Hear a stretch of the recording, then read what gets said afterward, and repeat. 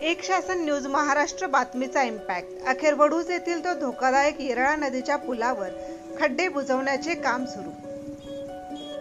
एक शासन न्यूज महाराष्ट्र यांनी 5 दिवसांपूर्वी एक शासन न्यूजच्या वडूज प्रतिनिधी यांनी येरळा नदीच्या वडूज येथील पूल धोकादायक स्थितीमध्ये असून वरील खड्ड्यांचे प्रमाण जास्त आहे असा ग्राउंड रिपोर्ट केला होता।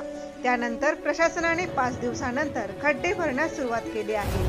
मात्र वडूज नगरपंचायत यांनी या कामासाठी PWD विभागाला पत्रव्यवहार केल्यानंतर दखल घेण्यात आली। मुख्याधिकारी सतीश चव्हाण व नगराध्यक्षा रेश्मा बनसोडे यांनी वडूज नगरपंचायत क्षेत्रातील पावसामुळे खराब झालेले रस्ते लवकरात लवकर दुरुस्त करावेत अशी सूचना केल्यानंतर 5 दिवसानंतर दुरुस्तीचे काम करण्यात आले। तरी आता पावसाने विश्रांती घेतलेली आहे। मात्र हा धोकादायक पूल याला पर्यायी मार्ग असावा असे येथील काही स्थानिकांचे म्हणणे होते। तरी एक शासन न्यूज महाराष्ट्राच्या बातमीमुळे खड्ड्यांचे प्रमाण कमी होण्यास मदत झालेली आहे असे येथील काही नागरिकांनी सांगितले।